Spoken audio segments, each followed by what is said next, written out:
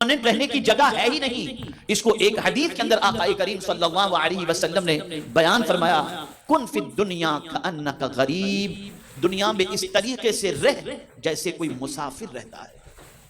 اس لیے کہ مسافر سفر کرتے ہوئے کہیں پہنچتا ہے تو مائنڈ سیٹ ہوتا ہے کہ میں یہاں پرماننٹ رہنے نہیں آیا، میرے سفر کا کام مکمل ہوگا تو میں واپس چلا جاؤں گا. اے دنیا میں رہنے والے انسان، تو بھی اس چیز کو اپنے ذہن میں محفوظ کر لے کہ تو یہاں پرماننٹ رہنے کے لیے نہیں آیا، ایک مسافر کی حیثیت سے ہے، اور تیرا سفر جب ختم ہوگا تو تو پلٹ کر اپنے گھر کی طرف چلا جائے گا. میرے پیارے آقا صلی اللہ تعالی علیہ وسلم کے پیارے دیوانوں، جن لوگوں کے ذہن کے اندر قرآن مقدس کی یہ آیہ کریمہ ہوتی ہے، وہ ہمیشہ اس چیز کی فکر میں رہتے ہیں، جیسا کہ حضرت عبداللہ ابن عمر رضی اللہ تعالی عنہما نے فرمایا، ارشاد فرماتے ہیں، جب تو صبح کر، اذا اصبحتا، جب تو صبح کر تو یہ فکر کر اور یہ غور کر، ہو سکتا ہے شام تجھے نصیب ہو یا نہ ہو. اور جب شام تو کر، اذا امسیتا، جب تو شام کر تو یہ سوچ تیرے ذہن کے اندر رہے کہ پتہ نہیں صبح مجھے نصیب بھی ہوگی کہ نہیں. اس طرح سے تو دنیا کے اندر رہے.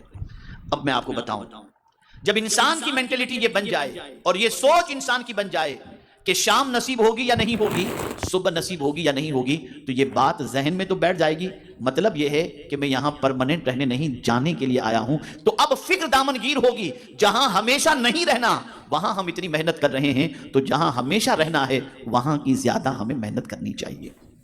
میرے پیارے آقا صلی اللہ تعالی علیہ وسلم کے پیارے دیوانوں، میں قرآن مقدس کی اس آیہ کریمہ کی روشنی میں کہ اعلموا انما الحیات الدنیا لعب ولہو، اس آیت کریمہ کی روشنی میں کچھ حدیثیں آپ کو سناتا ہوں تاکہ آپ تھوڑا سا محسوس کر سکیں کہ اس دنیا کے بارے میں رسول رحمت صلی اللہ علیہ وسلم نے کیا ارشاد فرمایا. حضرت ابو ہریرہ رضی اللہ تعالیٰ عنہ سے روایت ہے کہ نبی اکرم صلی اللہ علیہ وسلم نے فرمایا، دنیا ملعون ہے اور اس کی ہر چیز بھی ملعون ہے.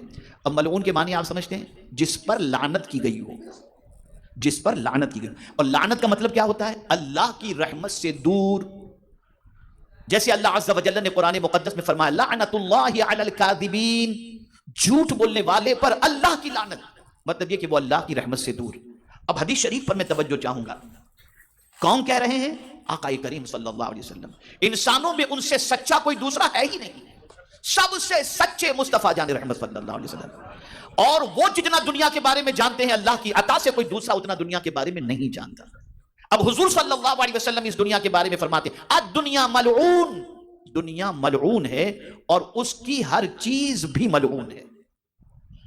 یعنی اس پر اللہ کی رحمت ہے، دنیا بھی ملعون اور اس کی ہر چیز بھی ملعون. لیکن چند چیزوں کو رسول اعظم نے نکال دیا کہ یہ ملعون نہیں. اب اس میں کیا چیز؟ سرکار صلی اللہ علیہ وسلم فرماتے ہیں، البتہ دنیا میں جو اللہ تعالیٰ کے لیے ہے وہ ملعون نہیں. یعنی اگر کوئی کما رہا ہے حلال، کہ میں اس کمائی سے اللہ عز و جل کے دین کی مدد کروں گا، بیوی بچوں کو حلال کھلاؤں گا، حرام سے بچوں گا، میں اللہ عز و جل کی فرما برداری کروں گا، اللہ کے رزق کو حلال ہی کھاؤں گا، اور جو کام کروں گا اللہ کے لیے، تو سرکار فرماتے اب یہ ملعون نہیں، اس لیے کہ وہ جی بھی رہا ہے اللہ کے لیے اور سارے کام بھی کر رہا ہے اللہ کے لیے کر رہا ہے.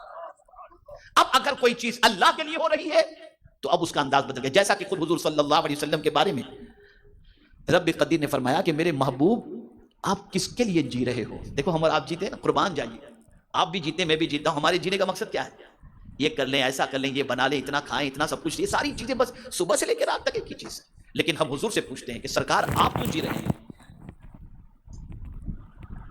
تو جینے کی جو کیفیت حضور کی تھی اس کو رب نے